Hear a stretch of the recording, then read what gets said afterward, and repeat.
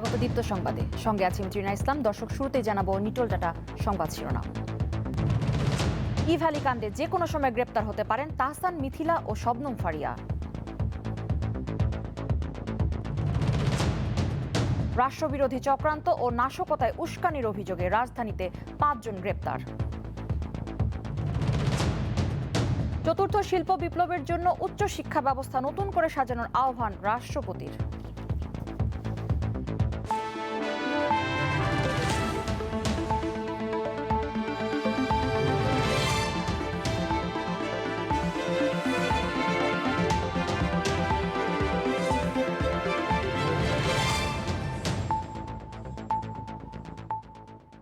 দর্শক, শিরোনাম শুনছিলেন, এবার যাচ্ছি বিস্তারিত খবরে। ই কমার্স কোম্পানি ই ভ্যালির বিরুদ্ধে এক ক্রেতার করা মামলায় আসামি করা হয়েছে গায়ক তাহসান খান এবং অভিনয় শিল্পী রাফিয়াত রশিদ, মিথিলা ও শবনম ফারিয়াকে। ই ভ্যালির এক গ্রাহক গত 4 ডিসেম্বর ঢাকার ধানমন্ডি থানায় মামলাটি করেন। বাদীর অভিযোগ, তাহসান, মিথিলা ও শবনম ফারিয়া ই ভ্যালির সাথে যুক্ত ছিলেন। তাদের উপস্থিতি ও তাদের কথাবার্তায় প্রলুব্ধ হয়েই ওই প্রতিষ্ঠানে পণ্যের অর্ডার করেছিলেন তিনি। মামলার 9 জন আসামির মধ্যে ই ভ্যালির প্রধান নির্বাহী কর্মকর্তা মোহাম্মদ রাসেল, তার স্ত্রী ও প্রতিষ্ঠানের চেয়ারম্যান শামীমা নাসরিনের নামও রয়েছে। পুলিশ জানিয়েছে, তাহসান, মিথিলা, শবনম ফারিয়া নজরদারিতে রয়েছেন। যে কোনো সময় তারা গ্রেপ্তারও হতে পারেন। বাংলাদেশের কয়েকজন সেলিব্রিটির নাম আছে এখানে। তার মধ্যে আছে তাহসান, শবনম ফারিয়া আর মিথিলা। এরা হচ্ছে মূলত শেষের 7, 8, 9 নম্বর আসামি। যেহেতু মামলা হয়েছে, যে কোনো সময় আমাদের নজরদারিতে আছে, যে কোনো সময় অ্যারেস্ট হয়ে যাবে। নিরাপদ সড়ক আন্দোলনে উস্কানি ও অনলাইনে অপপ্রচার চালানোর অভিযোগে রাজধানীর স্বামীবাগ থেকে 5 জনকে গ্রেপ্তার করেছে র্যাব। স্বামীবাগের এক বাসায় বৃহস্পতিবার রাতে অভিযান চালিয়ে তাদের গ্রেপ্তার করা হয়। দুপুরে র্যাব মিডিয়া সেন্টারে সংবাদ সম্মেলনে জানানো হয়, যে কোনো আন্দোলনকে ভিন্ন খাতে প্রবাহিত করতে বিভিন্ন অপপ্রচার চালাতো তারা। চক্রের একজন ছাত্র শিবিরের সাথে জড়িত বলেও জানিয়েছে র্যাব। সংস্থাটির দাবি, দীর্ঘদিন ধরে রাষ্ট্রবিরোধী কাজে জড়িত তারা। অভিযানে উস্কানিমূলক leaflet, mobile, laptop, hard disk ও নগদ টাকা উদ্ধার করেছে র্যাব।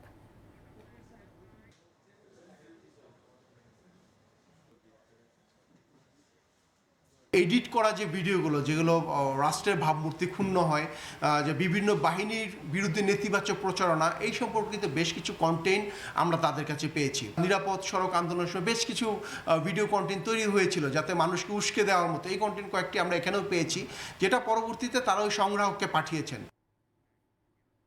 আওয়ামী লীগের সাধারণ সম্পাদক ওবায়দুল কাদের বলেছেন, খালেদা জিয়ার জন্য মানবাধিকারের সর্বোচ্চ নজির দেখিয়েছেন প্রধানমন্ত্রী। একই সাথে প্রধানমন্ত্রীর বক্তব্য নিয়ে বিএনপি মহাসচিবের মন্তব্যের জবাবও দিয়েছেন তিনি। আজ নিজ বাসভবনে সংবাদ সম্মেলনে এসব কথা বলেন ওবায়দুল কাদের। যারা বঙ্গবন্ধু কন্যা শেখ হাসিনাকে বারবার হত্যার চেষ্টা করলো, গ্রেনেড হামলা চালালো তাকে হত্যার উদ্দেশ্যে, 15 আগস্ট জন্মদিন না হওয়া সত্ত্বেও বেগম জিয়ার কেক কেটে ভুয়া জন্মদিনের উৎসব পালন কোন সভ্য দেশে সম্ভব? ফখরুল সাহেব জবাব দেবেন কি? চতুর্থ শিল্প বিপ্লবের সঙ্গে তাল মেলানোর উপযোগী শিক্ষার উপর জোর দিতে শিক্ষক ও নীতি নির্ধারকদের প্রতি আহ্বান জানিয়েছেন রাষ্ট্রপতি মোহাম্মদ আব্দুল হামিদ। দক্ষতার ব্যবধান কমিয়ে আনতে দেশের উচ্চশিক্ষা ব্যবস্থা নতুন করে সাজাতে বলেছেন তিনি।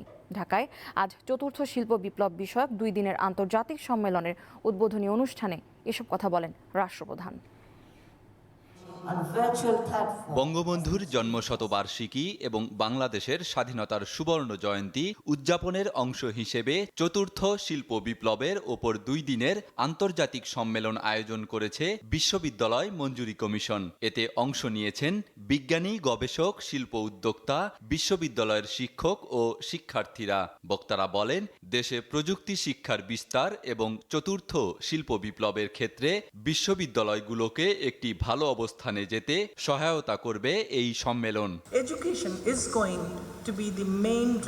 উন্নত জাতি হিসেবে বিশ্বে নিজেদের উপস্থাপন করতে শিক্ষাই হতে পারে প্রধান হাতিয়ার। আমি মনে করি এই চ্যালেঞ্জ বাস্তবায়নে বিশ্ববিদ্যালয়গুলোকেই সামনে থেকে ভূমিকা রাখতে হবে। I strongly believe that the conference will turn into আমরা বিশ্বাস করি দেশে এবং বিশ্বব্যাপী চাকরির বাজারে যে চাহিদা আছে তা পূরণের লক্ষ্যে দক্ষ জনশক্তি তৈরিতে এ ধরনের সম্মেলন গুরুত্বপূর্ণ ভূমিকা রাখবে। industry academia collaboration. বঙ্গভবন থেকে ভার্চুয়ালি এ আয়োজনে যোগ দেন রাষ্ট্রপতি মোহাম্মদ আব্দুল হামিদ। তিনি বলেন, বর্তমান সরকার গবেষণা ও উদ্ভাবনে বিশেষভাবে গুরুত্ব দিচ্ছে, আর এজন্য এ খাতে বাজেট বাড়ানো হয়েছে। We are doing increasingly better in agriculture, automation. কৃষি অটোমেশন, সফটওয়্যার উন্নয়ন, ফ্রিল্যান্সিং এবং অন্যান্য খাতে ক্রমবর্ধমানভাবে আমরা ভালো করছি। তবে আন্তর্জাতিক প্রেক্ষাপটে আমাদের বিশ্ববিদ্যালয়ের র্যাঙ্কিং উন্নয়নে আরও জোর দিতে হবে। এজন্য আমি মনে করি বিশ্ববিদ্যালয়গুলোতে শিল্প সম্পৃক্ততা বাড়াতে হবে। Traditional jobs with automation. রাষ্ট্রপতি বলেন, প্রযুক্তি ব্যবহারের মাধ্যমে গত 1.5 বছরে বাংলাদেশের শিক্ষা ব্যবস্থায় অন্তর্ভুক্তিমূলক উন্নয়ন ঘটেছে। এই অর্জন কাজে লাগাতে হবে। We should not go back. আহাদ হুসাইন টুটুল, দীপ্ত সংবাদ, ঢাকা। 7 মাস পর মেয়েকে নিজের কাছে ফিরে পেলেন সাবেক অ্যাটর্নি জেনারেল হাসান আরিফের পুত্রবধূ মাধবী আক্তার নীলা। হাইকোর্টের নির্দেশে গতকাল সন্ধ্যায় 2 বছর 10 মাস বয়সী শিশুটিকে হস্তান্তর করেন তার বাবার আইনজীবী। সন্তানকে কাছে পেয়ে আবেগ আপ্লুত হয়ে পড়েন আলোচিত এই নারী। কলহের জেরে গত এপ্রিলে মোয়াজ আরিফের সাথে বিয়ে বিচ্ছেদ হয় মাধবী আক্তার নীলার। মোয়াজ সাবেক অ্যাটর্নি জেনারেল হাসান আরিফের ছেলে। 2 বছর 10 মাস বয়সী বড় মেয়ে মাইরিনকে কাছে পেতে পারিবারিক আদালতে যান মা। আদালত সপ্তাহে 3 দিন সকাল 9টা থেকে বিকাল 5টা পর্যন্ত শিশুটিকে মায়ের কাছে রাখার নির্দেশ দিলেও নীলার অভিযোগ মোয়াজ তা মানেননি। বরং গত 3 ডিসেম্বর মেয়েকে দেয়ার কথা বলে মিরপুরের বাসায় গিয়ে নীলাকে মারধরের অভিযোগ ওঠে সাবেক স্বামীর বিরুদ্ধে। আমার এগেনস্টে যে মামলাটা করেছিল সেটা খুব মেডিকেল রিপোর্ট খুব নর্মাল এসেছে, 323 ধারায় পুলিশ চার্জশিট দিয়ে দিয়েছে। আর আমি ওদের এগেনস্টে যে মামলাটি করেছিলাম সেটার ফাইনাল রিপোর্ট ওরা পেয়ে গেছে। আর 3 তারিখে আমার উপরে একটা অ্যাটাক হয়েছে, সেটার মামলা হয়েছে, সেটা ইনভেস্টিগেশন হচ্ছে। পরে হাইকোর্টে করা নীলার রিটের শুনানিতে বিচারপতি এনায়েতুর রহিম ও মোস্তাফিজুর রহমানের বেঞ্চ শিশু মাইরিনকে মায়ের জিম্মায় দেওয়ার নির্দেশ দেয়। 3 মাসের মধ্যে পারিবারিক আদালতে মামলার বিচার শেষ করতে বলেছে আদালত। এছাড়া 2 শিশুর ভরণ পোষণ বাবদ প্রতি মাসে 1 লাখ টাকা দিতে হবে বাবাকে। 28 এপ্রিল 2021 তখন ওকে ওই বাসায় রেখে কারাগারে যাই। তারপরে 2-1বার ওর সঙ্গে আমার দেখা হয়েছে, তাও হচ্ছে রিট করার পরে, এর আগে দেখা হয়নি। তো প্রায় আমি 5 মাস লোয়ার কোর্ট, পারিবারিক আদালত এবং হাইকোর্টের রিট নিয়ে মানে 5 মাস লড়াই করার পরে আমি ওকে আমার কাছে নিতে পেরেছি। কোর্টকে আমি বুঝাতে পেরেছি যে বাচ্চাটা মায়ের কাছে থাকাটা খুবই জরুরি, তো কোর্ট আমাকে বাচ্চা দিয়ে দিয়েছে। বৃহস্পতিবার বিকাল 4টায় শিশুটিকে মায়ের কাছে হস্তান্তরের কথা থাকলেও মোয়াজ আরিফ মেয়েটিকে হাইকোর্টে পাঠান সন্ধ্যা 6:30টায়। তবে রায়ে অসন্তোষ জানিয়েছেন মোয়াজ আরিফের আইনজীবী। এটা টেম্পোরারি একটা মেজারমেন্ট হলো, কিন্তু এটা আসলে পার্মানেন্ট কোনো সলিউশন না। সো এই 3 মাসের মধ্যে পারিবারিক আদালত মামলাটা শেষ করবেন। ওনার চলার জন্য বা ফ্যামিলিগতভাবে ওরকম কেউ নাই যে 2টো মেয়ে বাচ্চাকে টেক কেয়ার করার মতো। মেয়ে পক্ষ থেকে কতটুক বাচ্চাগুলোকে মেনটেন করা বা ওর কতটুকু ইনফ্রাস্ট্রাকচার আছে 2টো মেয়ে বাচ্চাকে, সেটা আমরা এখনো ডাউটফুল। এটাই হচ্ছে আমার কমেন্ট। এদিকে আইনজীবী মঞ্জিল মোর্শেদ বলেন, মায়ের কাছে শিশুকে ফিরিয়ে দিতে আদালতের এই রায়ের মাধ্যমে মানবাধিকার প্রতিষ্ঠা পেয়েছে। এটা অন্যদের জন্য একটা লেসন হতে পারে, যেরকম ঘটনা ক্ষেত্রে কোনোভাবেই যেন আইনের পরিপন্থীভাবে কোনো বাবা মায়ের ইচ্ছার বিরুদ্ধে কোনো বাচ্চাকে নিজের কাছে না রাখে। তবে শিশু দুটির ভবিষ্যতের কথা চিন্তা করে বাবা মা 2 পক্ষকেই সহনশীল হওয়ার কথা বলেছেন আইনজীবীরা। বায়েজিদ আহমেদ, দীপ্ত সংবাদ, ঢাকা। বরিশালে একটি লঞ্চের কেবিন থেকে এক তরুণীর মরদেহ উদ্ধার করেছে পুলিশ। পুলিশ জানায় ওই তরুণীর বাসা ঢাকার তেজগাঁও এলাকায়। গতকাল ওই তরুণী এবং এক যুবক নিজেদের স্বামী স্ত্রী পরিচয় দিয়ে কুয়াকাটা 2 লঞ্চের নিচতলায় একটি কেবিন ভাড়া নেন। লঞ্চটি বরিশাল ঘাটে পৌঁছলে অন্য যাত্রীরা নেমে যান, কিন্তু ওই কেবিনের 2 জন বের না হয় লঞ্চের কর্মচারীরা তাদের ডাকাডাকি করেন। সাড়া না পেয়ে দরজা খুলে ভেতরে তরুণীর মরদেহ দেখতে পান। পরে মরদেহ উদ্ধার করে ময়না তদন্তের জন্য বরিশাল শেরে বাংলা মেডিকেল কলেজ হাসপাতালের মর্গে পাঠায় নৌ পুলিশ।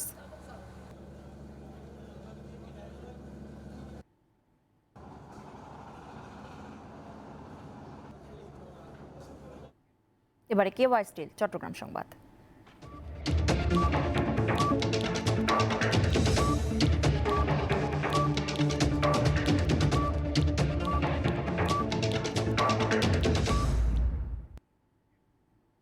নেভাল এনসাইন 10 স্মৃতিতে অম্লান বঙ্গবন্ধু এই শিরোনামে বাংলাদেশ নৌবাহিনীর সুবর্ণ জয়ন্তী উদযাপিত হয়েছে।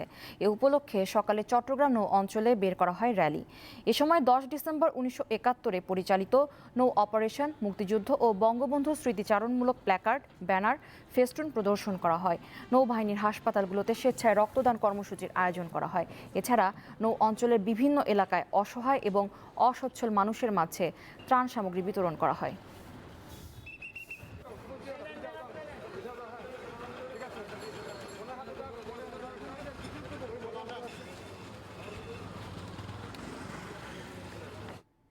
দীপ্ত সংবাদের সময় হলো একটা বিরতির, সঙ্গে থাকুন।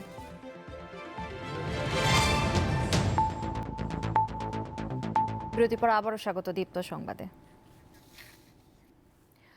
Faridpur chamber of commerce and ইন্ডাস্ট্রিজের সভাপতি সিদ্দিকুর রহমানকে গ্রেপ্তার করেছে পুলিশ। বৃহস্পতিবার রাত 1:30টার দিকে ঢাকার ধানমন্ডি এলাকার একটি বাসা থেকে চাঁদাবাজির মামলায় তাকে গ্রেপ্তার করে ফরিদপুরের কোতোয়ালি থানা পুলিশ। রাতেই সিদ্দিককে নেওয়া হয় ফরিদপুরে।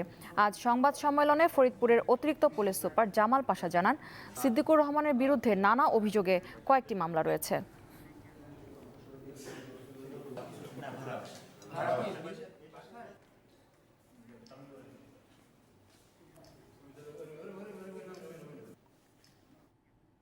বরগুনার পাথরঘাটায় র্যাবের সঙ্গে বন্দুকযুদ্ধে জলদস্যু বাহিনীর এক সদস্য নিহত হয়েছে। বৃহস্পতিবার রাত 1:30টার দিকে পাথরঘাটা উপজেলার বাদুরতলা এলাকায় এ ঘটনা ঘটে। তবে নিহত জলদস্যুর নাম পরিচয় এখনও জানা যায়নি। ঘটনাস্থল থেকে অস্ত্রও উদ্ধার করেছে র্যাব।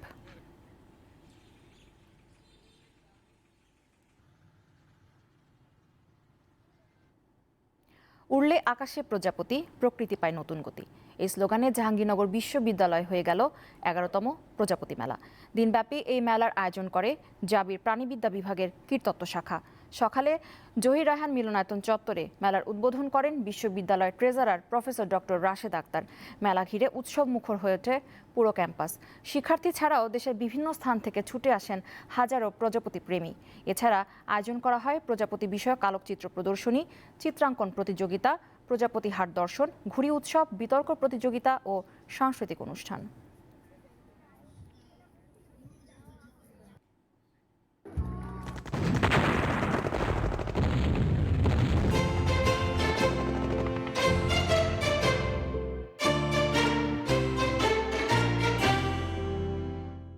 আজ ময়মনসিংহ ও ভোলা মুক্ত দিবস। এ উপলক্ষে সকালে ময়মনসিংহ নগরীর ছোট বাজার মুক্ত মঞ্চে জাতীয় ও মুক্তিযুদ্ধের পতাকা উত্তোলন এবং বেলুন ও পায়রা উড়িয়ে সপ্তাহব্যাপী অনুষ্ঠানের উদ্বোধন করেন বিভাগীয় কমিশনার শফিকুর রেজা বিশ্বাস। পরে বর্ণাঢ্য বিজয় র্যালি নগরীর প্রধান প্রধান সড়ক প্রদক্ষিণ করে। এদিন ভোলাও হানাদার মুক্ত হয়। পাকিস্তানি হানাদার বাহিনী 1971 সালের এই দিনে মুক্তিযোদ্ধাদের প্রতিরোধের মুখে পড়ে কার্গো লঞ্চে করে ভোলা থেকে পালিয়ে যেতে বাধ্য হয়। এদিন ভোলায় হাজার হাজার মুক্তিকামী মানুষ রাস্তায় নেমে আনন্দ উল্লাস করে। দিবসটিতে সকালে ভোলা জেলা প্রশাসন ও মুক্তিযোদ্ধা সংসদ আয়োজনে বর্ণাঢ্য এক র্যালি বের হয়।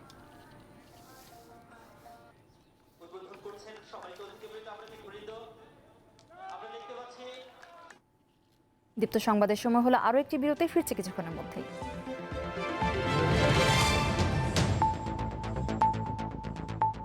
বিরতির পর আরও একবার স্বাগত দীপ্ত সংবাদে। এবারে দেশের বাইরের খবর। হেলিকপ্টার দুর্ঘটনায় নিহত ভারতের প্রতিরক্ষা প্রধান জেনারেল বিপিন রাওয়াতের শেষকৃত্যের অনুষ্ঠান শেষ হয়েছে। সকালে দিল্লির বাসভবনে বিপিন রাওয়াতের মরদেহ নিয়ে যাওয়া হয়। সেখানে পরিবারের সদস্যদের পাশাপাশি তাকে শ্রদ্ধা জানাতে ভিড় করে সর্বস্তরের মানুষ। ফুল দিয়ে তাকে শ্রদ্ধা জানান ভারতের স্বরাষ্ট্রমন্ত্রী অমিত শাহ, দিল্লির মুখ্যমন্ত্রী অরবিন্দ কেজরিওয়াল, কংগ্রেস নেতা রাহুল গান্ধী, সেনা সদস্য, রাজনৈতিক ব্যক্তিত্ব, বিভিন্ন দেশের রাষ্ট্রদূত ও উচ্চপদস্থ কর্মকর্তারা। পরে দিল্লি ক্যান্টনমেন্টের ব্রার স্কয়ার শ্মশানে 17টি তোপধ্বনির মাধ্যমে পূর্ণ রাষ্ট্রীয় মর্যাদায় বিদায় জানানো হয় বিপিন রাওয়াতকে।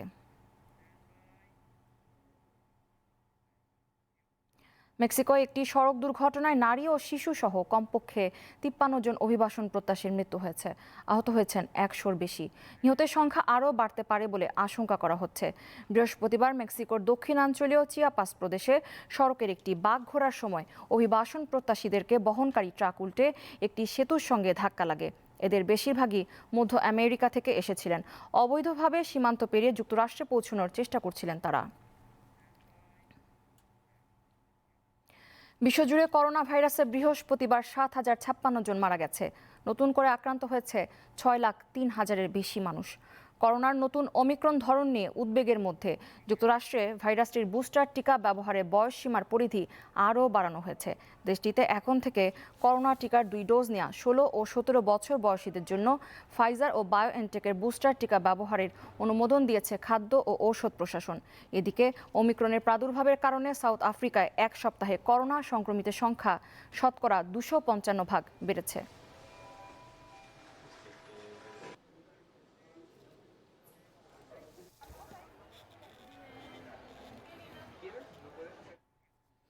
গাঁটছাড়া বাঁধলেন বলিউড অভিনেত্রী ক্যাটরিনা কাইফ ও অভিনেতা ভিকি কৌশল। রাজস্থানের এক রাজপ্রাসাদে রাজসিক আয়োজনে বৃহস্পতিবার সন্ধ্যায় 7 পাকে ঘুরে বিয়ের আনুষ্ঠানিকতা সারেন তারা। রীতি অনুযায়ী সঙ্গীত উৎসব, হলুদ ও মেহেদির আয়োজন করা হয়। বিয়ের সাজে কয়েকটি যুগল ছবি ইনস্টাগ্রামে প্রকাশ করেছেন ক্যাটরিনা, ভিকি। তাদের 2 পরিবারের সদস্য ছাড়াও বলিউডের তারকাদের মধ্যে নেহা ধুপিয়া, কবির খান সহ বেশ কয়েকজন উপস্থিত ছিলেন।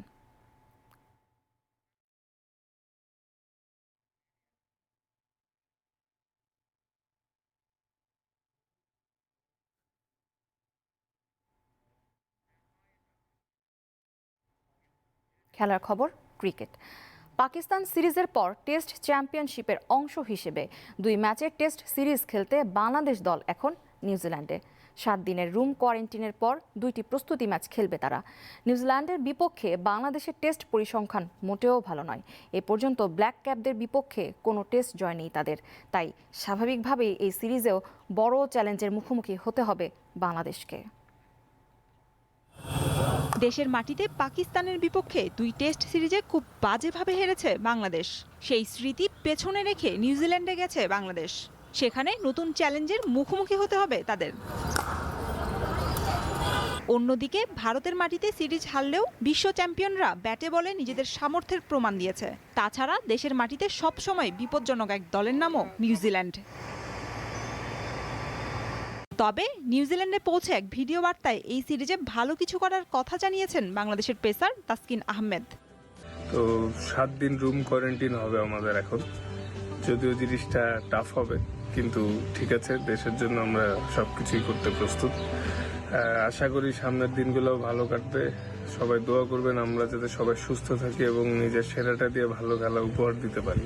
নিউজিল্যান্ডের মাটিতে খেলা যে কোনো দলের জন্য কষ্টসাধ্য, সেটা ব্যাটার কিংবা বোলার, সবার জন্য। তাছাড়া এই সফরে বাংলাদেশ দলে অভিজ্ঞ ক্রিকেটারের অভাব রয়েছে, যা দলকে ভোগাতে পারে। তেমনটি মনে করেন বাংলাদেশ দলের সাবেক অধিনায়ক মোহাম্মদ আশরাফুল। আসলে এটা সত্যি কথা, আমরা তো ভালো ফর্মে নেই।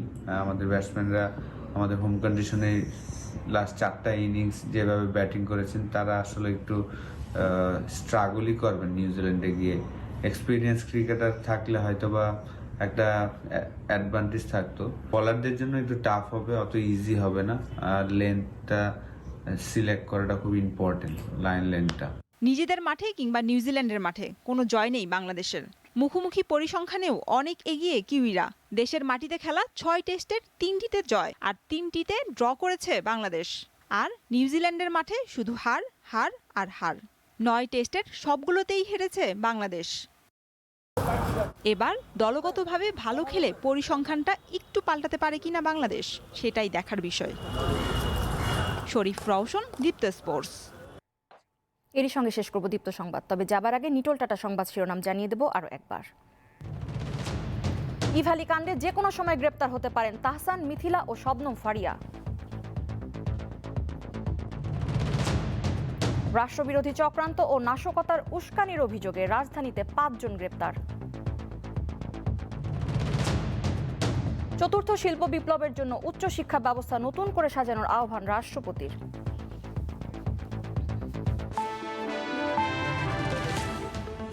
দর্শক, এই ছিল আমাদের এখনকার আয়োজন। আমাদের পরবর্তী সংবাদ সন্ধ্যে 6:50 আর আমাদের সাথে অনলাইনে যুক্ত হতে লগ ইন করুন facebook.com/diptonews এই ঠিকানায়।